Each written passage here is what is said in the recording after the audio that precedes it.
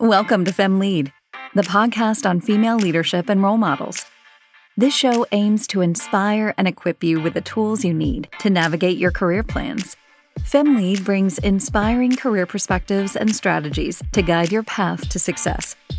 Your host, Alexandra, will interview role models on new, exciting topics with each episode.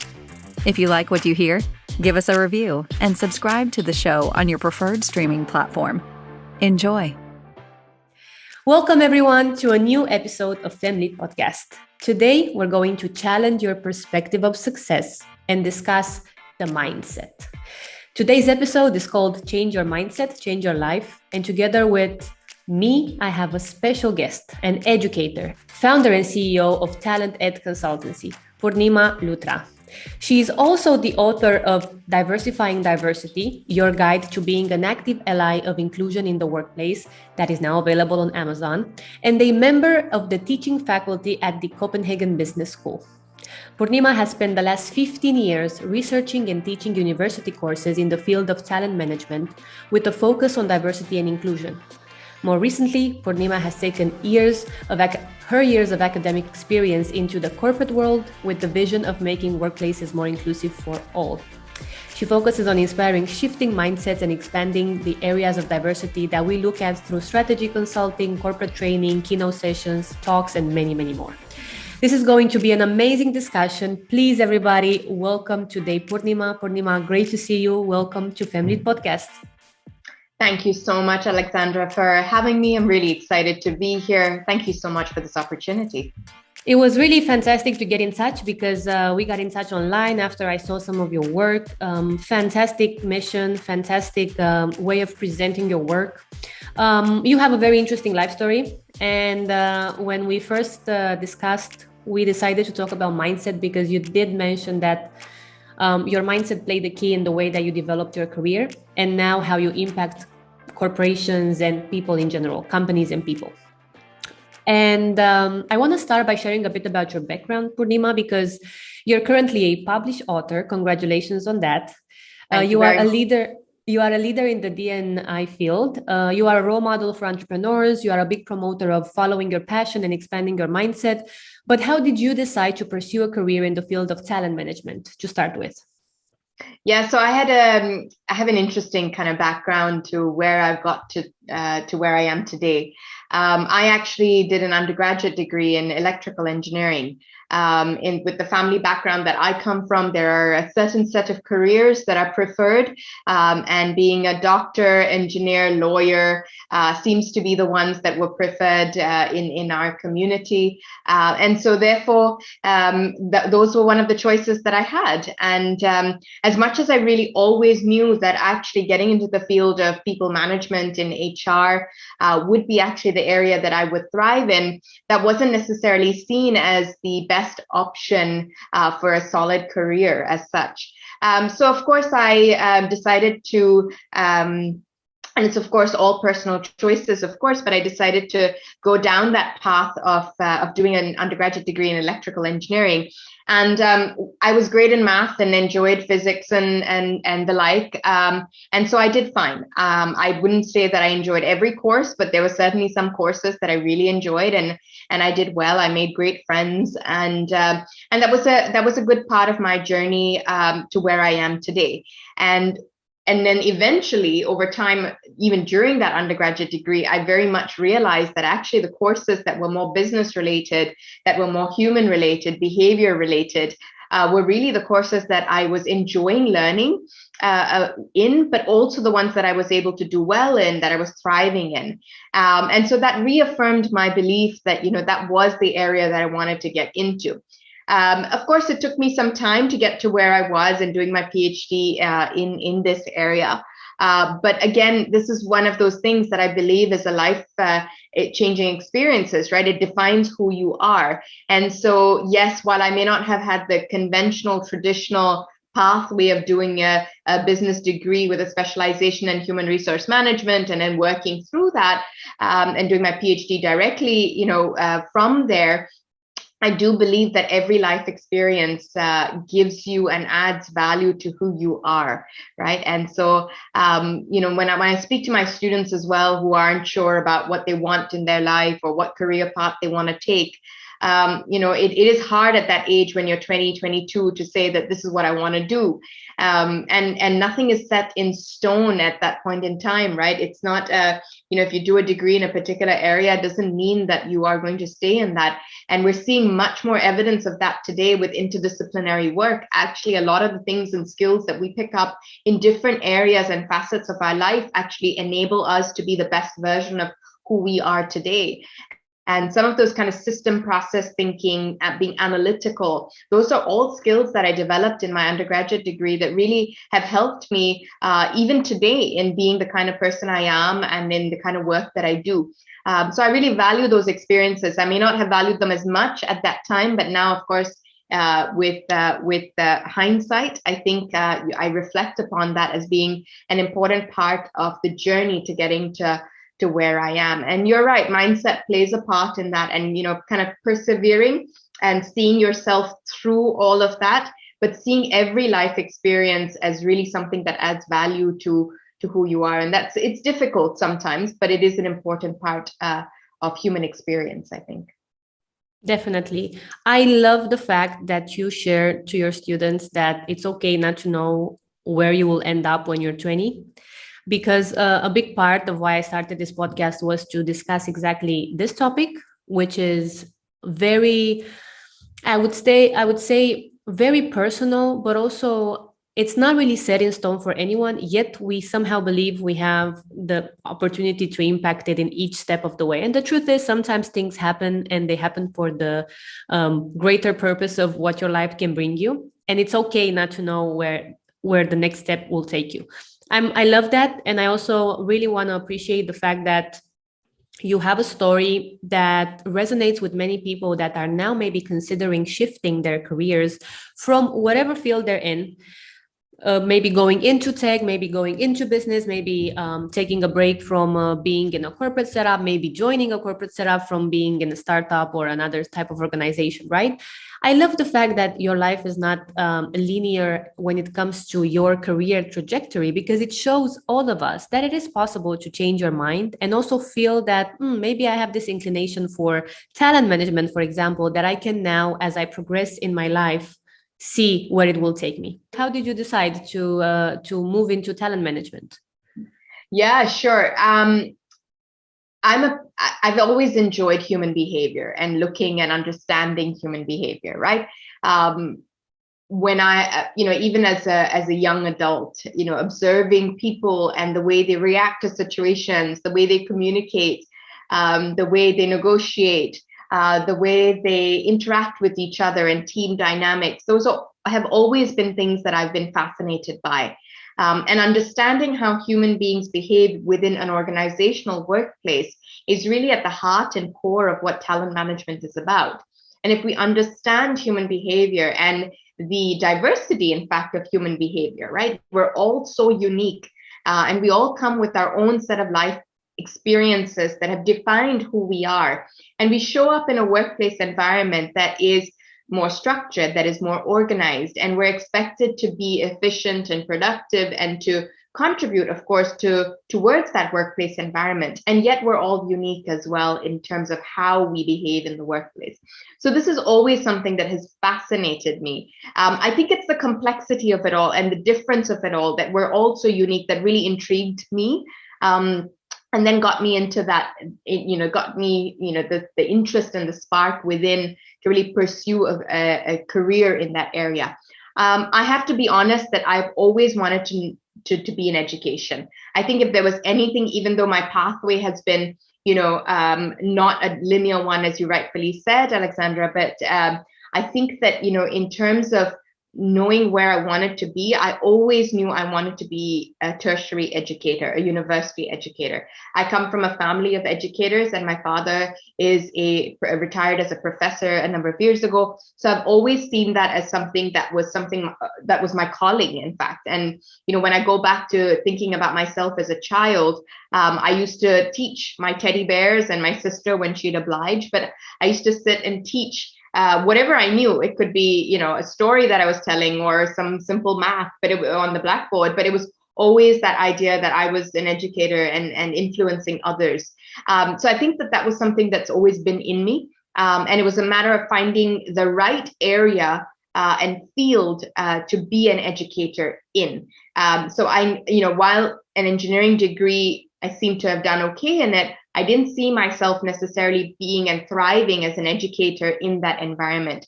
But of course, after I finished my PhD in the area that I did, in talent management and understanding how humans like us interact with each other and build knowledge and share knowledge. That was my main dissertation in my PhD program. I then realized when I walked into the lecture theater for the very first time that this was my space. This was where I came alive. I'm quite a reserved person in some settings, in large settings, and it comes as a surprise, especially at that time. But when I walked into the lecture theater, there was something that was different. It was like this was my space, and it was a space where I, as an individual, as an educator, just came alive. And I write about this in my book as well, that, when we talk about personality, when we talk about putting people into these kind of personality boxes, we're all different in different settings. And, someone could be more introverted in certain settings, but you find that they're actually very much extroverted in other settings. And that's so true of me. I am, yes, I display those certain characteristics in some settings of being more of an introvert, but actually in a lecture theater on stage, it's like I come alive. And I think when I walked into the lecture theater, my first lecture that I gave as a PhD student in my final, few months of being a PhD student, I knew that this was the right choice I'd made. It was like, you have that moment, that aha moment. You were like, this is what I was meant to do. This was where I was meant to be. Wow.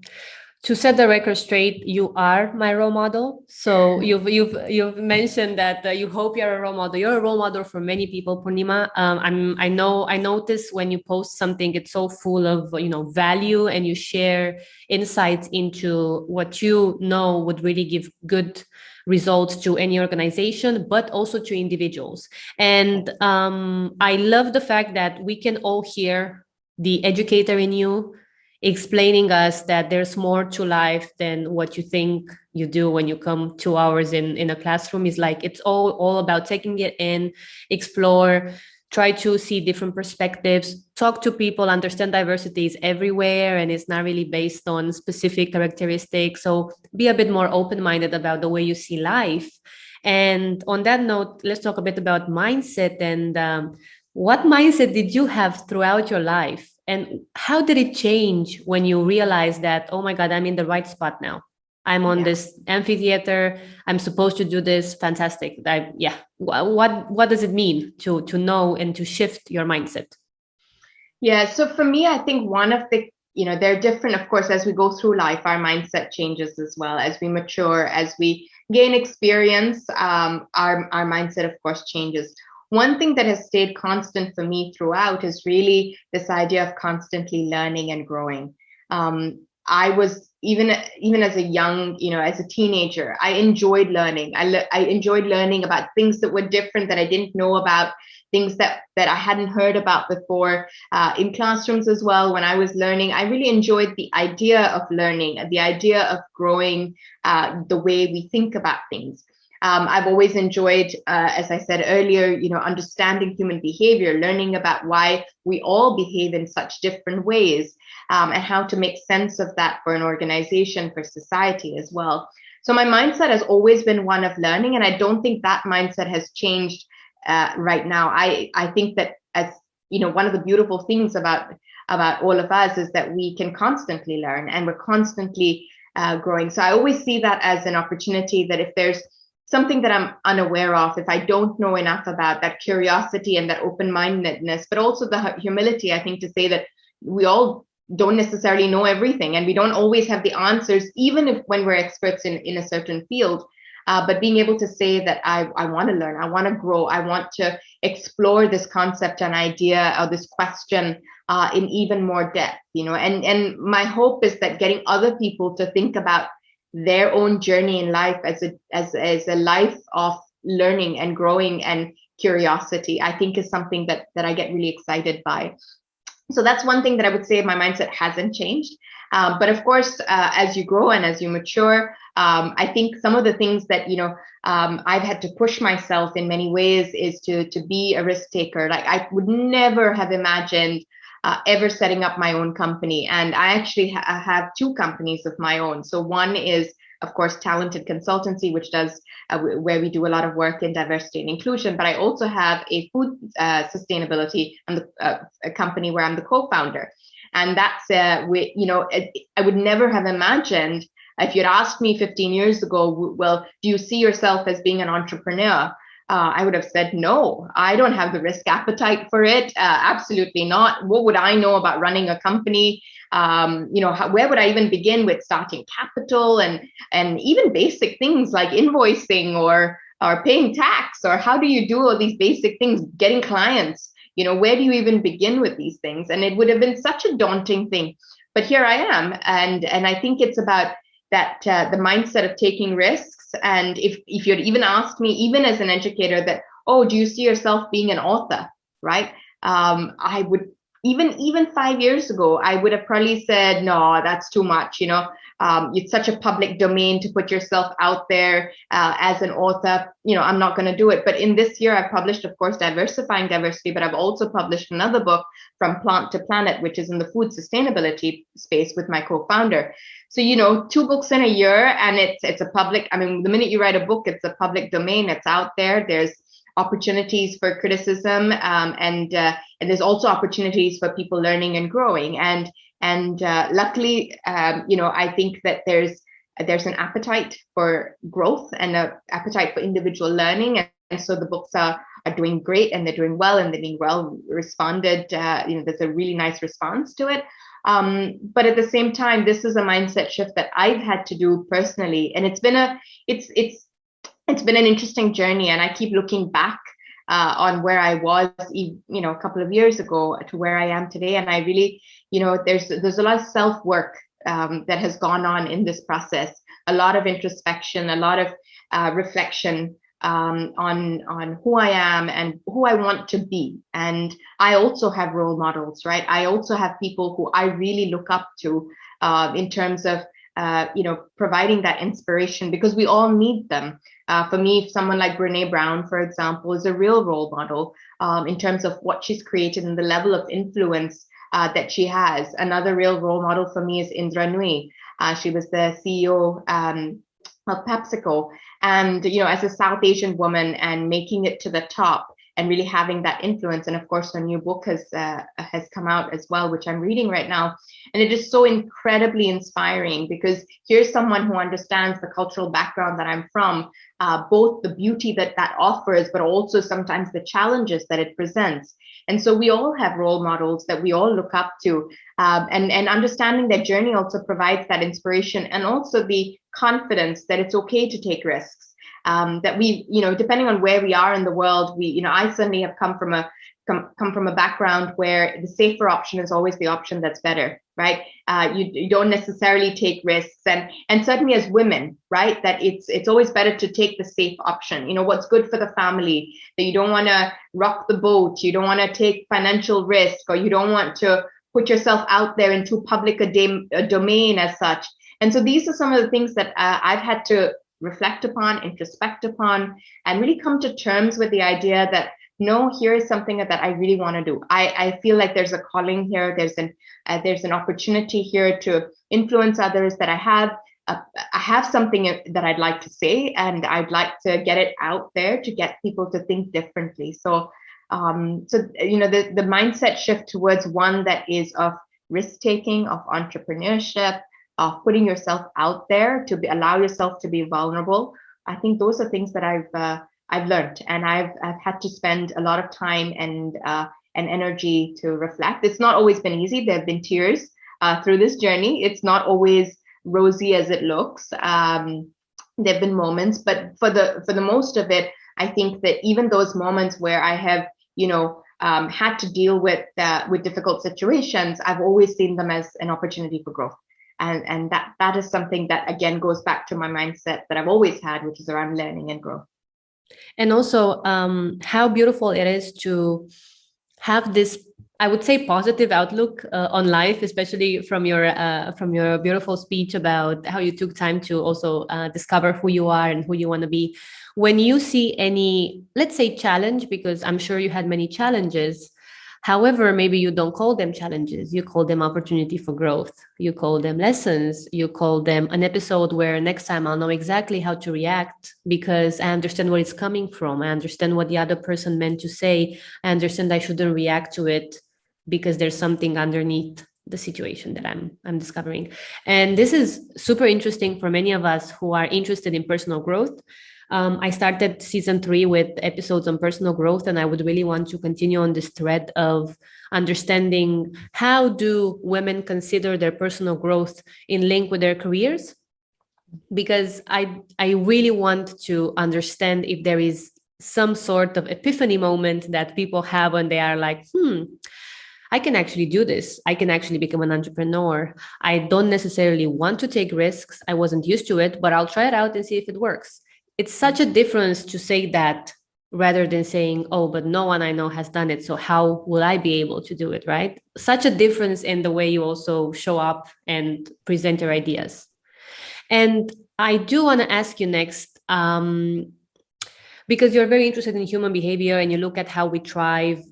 Also, you look at how we stay true to ourselves. And I love the fact that in the previous question, you mentioned the introspection, reflection time you've had, and the fact that you needed to understand where you want to go in order to see how those steps will unveil. And my question is, what's the recipe, if you may, for thriving while we stay true to ourselves? Because we hear stories of people that change their lives by unpacking some of those programmed ideas about what their life should be like. But how do we, those that we don't know where to start, maybe look at this topic?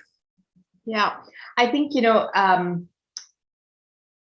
finding and discovering who we are at the core requires time and requires energy. I also think that in some ways, life's experiences help you discover those things for yourself. I also really believe that the environment that you're in matters.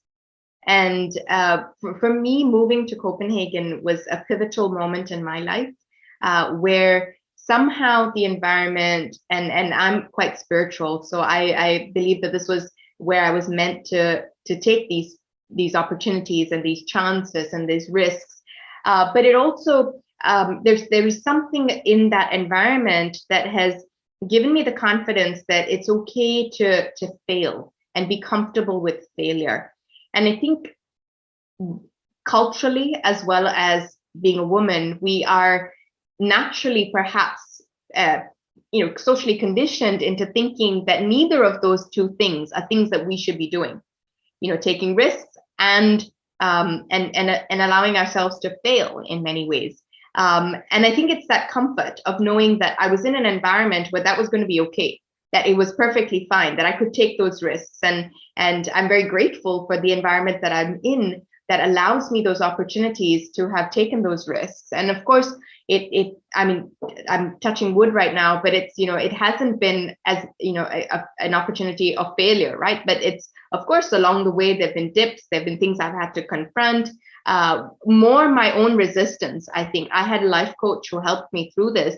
And I think that's an important part of it, right? Sometimes we think that we can do it all by ourselves, but actually all we need is someone to ask the right questions, to get us to think about more deeply, well, what is it? Where do those fears lie? And one of the things I really worked with my life coach was around thinking about, where are my fears? Where do they lie? And why am I so resistant to doing certain things and being very comfortable in my safe zone, in my lecture theater, right? That's my safe zone. In some ways, after 15 years, that's where I thrive. I know exactly what it is. In many ways, I'm in control in that environment as the educator. But now put me in a different situation where I don't have that comfort in that environment. What is holding me back? So, one of the things I think is asking for help and reaching out to people who, without seeing it as a form of weakness and actually seeing it as an opportunity of strength, that it actually takes courage and strength to say, you know what, I need someone to be able to ask me the right questions right now so that I can unpack all those things that are blockers for me. And in just answering those questions, somehow your mind and your just the way of thinking, the mindset, right, shifts to one that is more open, one that is more welcoming and inviting of opportunities. And then you start seeing things in the environment. It's like, if you have observed a red umbrella, or if you bought a red umbrella, you suddenly start noticing red umbrellas everywhere, right? But prior to that, if you never had bought a red umbrella, you'll never notice a red umbrella around you. It's just how the human mind is. And so when you open it up and you start thinking about these and you think about opportunities and that desire in us, to do more or to take risks or to set up a company or be an entrepreneur, be out there, once that's planted, and there's a real desire and you work through the fears, suddenly you start seeing opportunities everywhere and you start seeing options for getting for putting yourself in those situations. So those are a couple of my things. I don't know if I have a straightforward recipe as such, but these are things that work for me. It was really, I talked a lot about that kind of introspection and reflection, taking time, but also asking for help and reaching out to someone, but also being in the right environment. Sometimes we assume that we're in the right environment, and only when we move into a different environment do we realize what potential lies in us, even further, even more than what we were before. For me, moving to Copenhagen was that moment. So you talked about an epiphany moment. I'm not sure if I realized that at that time. I was moving from home in Singapore, and I actually was not the happiest person moving. I was moving from my husband's job. I had to resign, from my amazing, career that I had, and moving away from my family and everything that was familiar to me. But it's at that point in time, it wasn't an epiphany at all. I mean, I would not, if you'd asked me 6 years ago, I would have said, this is the worst thing that's happening to me. But today, of course, again, the power of hindsight to say that actually that was the best thing that happened. I love that you covered the epiphany moment question that I had prepared, because I was really curious if there was, in hindsight, like you said, a moment where now you can see, look, this was the best decision, even though at times it didn't feel like it. Because I think in life, as things happen, we don't really understand the power that they have for our development until a year, 2, 3 after, when we look back and we're like, look, if I would have stayed in the same place, or if I wouldn't have stayed in the same place, maybe if I moved countries or not, this would not happen. I would not meet this person. I would not be in the situation. I wouldn't have to get out of my comfort zone. All of the situations that can happen. And I love the fact that you've mentioned environment, because I remember this, I don't know if it was a quote or maybe a larger discussion about, if you feel like you're not in the right space, maybe you are literally not in the right space, as in you need to change environments. Maybe the people you spend time with are not the best for you or for your potential to develop.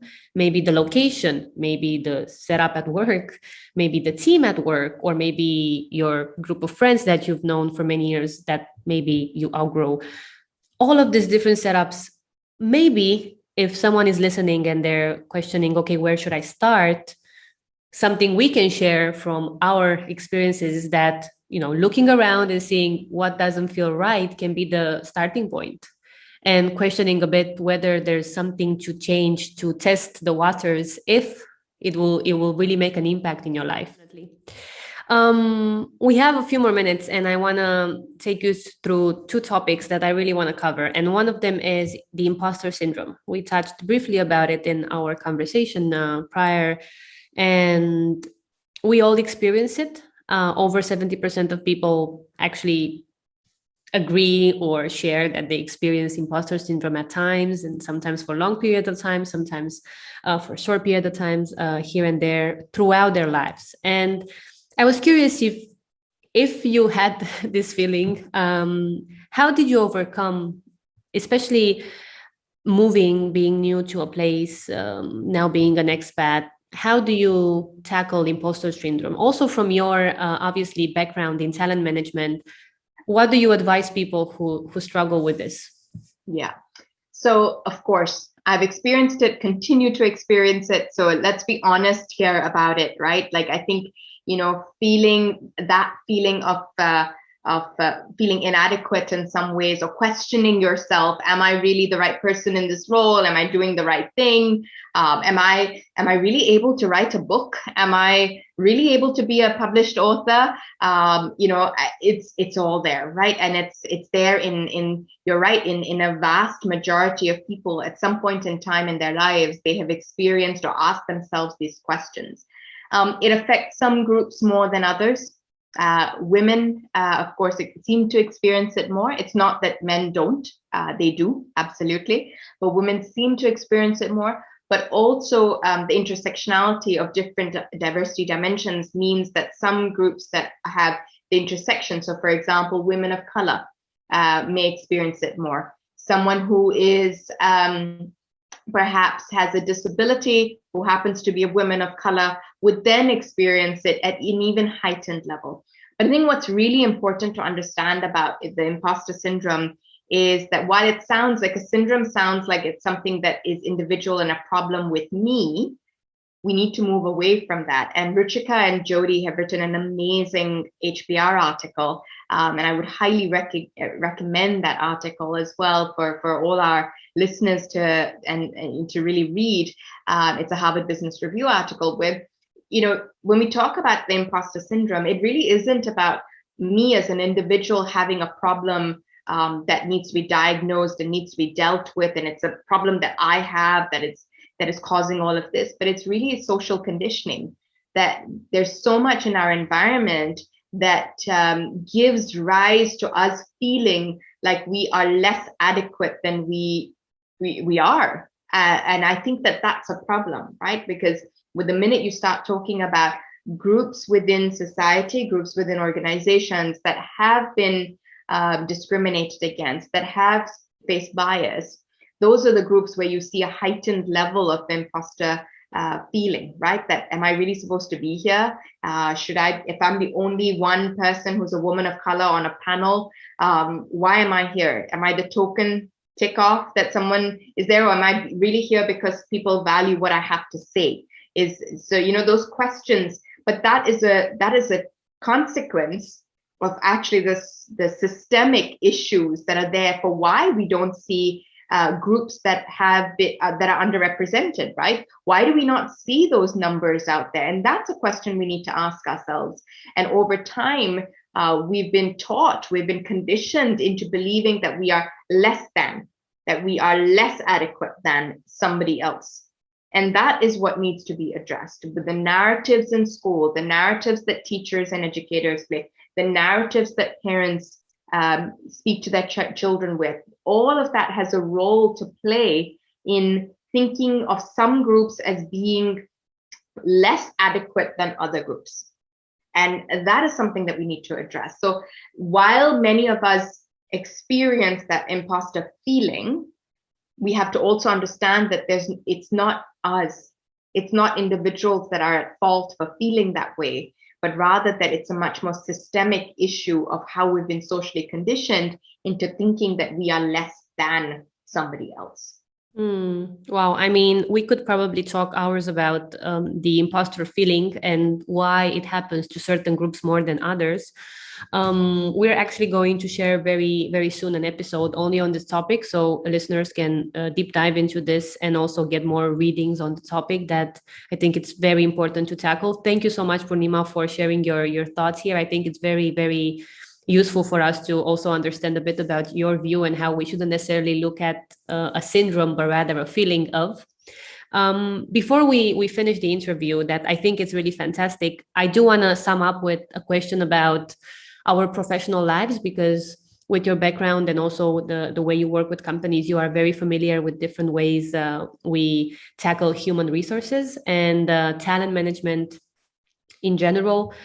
What do you think about the way that we reward our lives professionally? And this question is linked primarily with the fast-paced environment that we most of us listeners, and myself included, are going through. And this idea that we should definitely strive for more in our careers. What do you think about the way we see our professional life nowadays? Yeah, this is an interesting one, right? And it's one that I think, and I spend a lot of time on as I raise my two children as well with my husband, right? I've grown up in a society in Asia, in Singapore, where it's a constant rat race for the next, right? The next better job, the next bigger house, the next better car, the materialistic kind of nexts. And it's there everywhere in the world, that kind of desire for more, the desire for greater, right? And of course, it's easy to get sucked into that as well when you're in that environment. Again, that is what we were talking about earlier, thinking about the environment as well and how important that is. We all need a good, level of income where we're comfortable, where our basic needs are met, where we're able to satisfy our desires, whatever those may be. But I think as we look ahead, and if you were to ask me, what would I dream of for my own children, right? What would their professional careers, what should they be looking at it as? I'd really love for them and for everyone really to be doing what they're really passionate about and doing what gives them happiness. And I know happiness is something that's talked about. And of course, sitting here in Denmark, where we're one of the most happiest countries in the world, but it is really, it's more than happiness, it's contentment. What gives us that sense of fulfillment, that at the end of the day or end of the week, today's Friday here, when we're doing this recording, can I sit back in the evening and be satisfied with the kind of week that I've had, with the work that I have done? Have I had positive impact on, doesn't need to be large spheres of influence, but have I had impact on others in a positive way? Have I done the right things in my life that give me that sense of contentment? And somehow I feel that when that is in place, the other things will also fall into place. So I'm not sure if that quite answered your question quite directly, but I somehow feel like, as we think about our own professional careers, finding that source of contentment through our jobs, I think is purpose-driven employment, right? We're talking a lot about that in the talent field, and young people, when we work with Generation Z and when we work with the younger of the millennials, these are questions that young people are asking companies, right? They want to work for organizations that are purpose-driven, whether it's directly linked to the SDGs or otherwise, but just seeing that there's a direct link in the work that I'm doing with something that is larger, something that is bigger, something that has meaning, so that I can connect what I'm doing with a larger vision for life. I think we're seeing much more of that with the younger generations coming into our organizations. And we're also seeing organizations embrace that and take that on and provide opportunities and platforms beyond the profit-making machines that we have been used to in the past. That, how do we connect our employment to something that is greater, that is purpose-driven? So I'm hopeful. I'm an optimist, and I'm hopeful that both Generation Z, the younger of the millennials, but also my children who are Generation Alpha, will have careers in the future that are indeed purpose-driven and truly purpose-driven, and they're doing things that they're passionate about, that they wake up every morning not dreading going to work, but that they're feeling energized and engaged. And that's the kind of hope I have for the world. Yeah. Wow, that's very beautiful. Thank you for tackling this question. I know it's quite personal. We're almost at the end, and I have a few minutes with you, which means we'll go through the top 5 fire questions. What is one book you think everyone should read? I have 2. Sorry. One is the China study.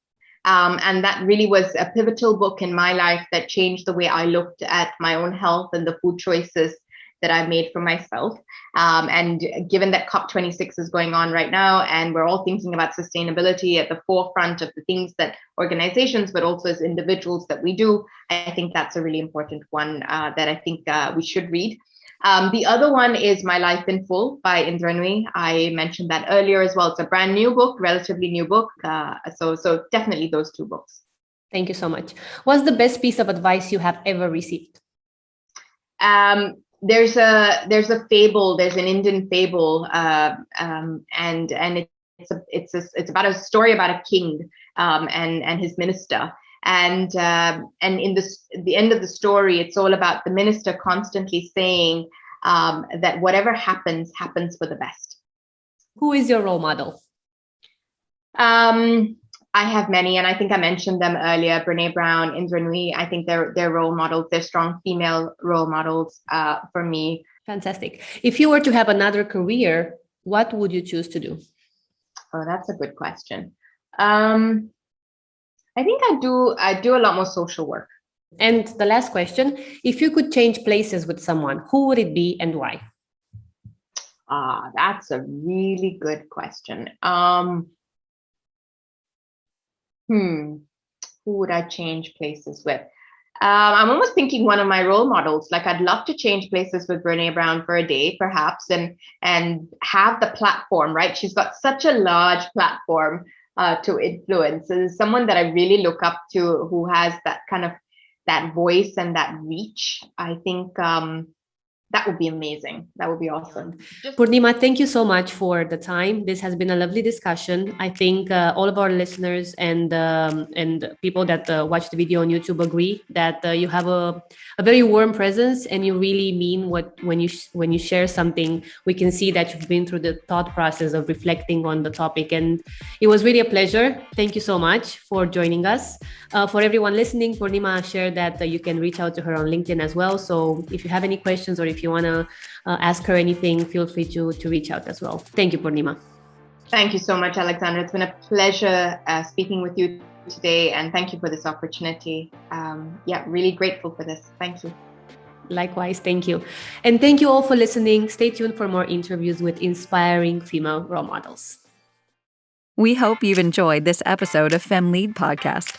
Share the news with your friends and follow us on social media at FemLead Podcast everywhere.